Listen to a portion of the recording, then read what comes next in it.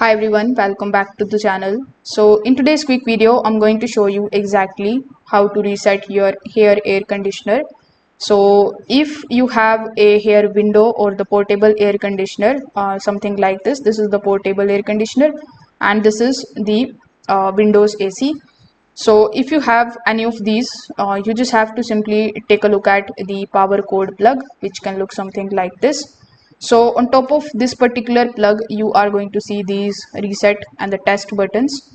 So if you have them, you just have to simply press the reset button for about 3 to 5 seconds, and then you just have to basically wait for some time until it resets.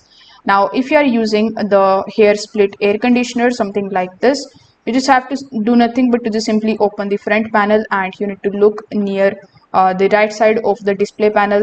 Sometimes on the display panel you will find the reset button or the manual button, so you can basically use that in order to restart your unit.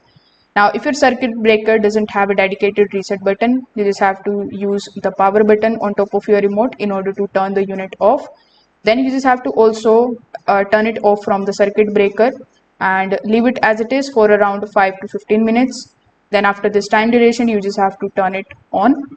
Now when you turn it on from the circuit breaker, do not press this power button immediately. You need to wait for further 1 to 2 minutes, and then after that you can press this power button in order to basically turn the AC on. So this way you can basically manually reset it. So if this video helped you out, make sure that you like this video and subscribe to the channel. Thanks for watching.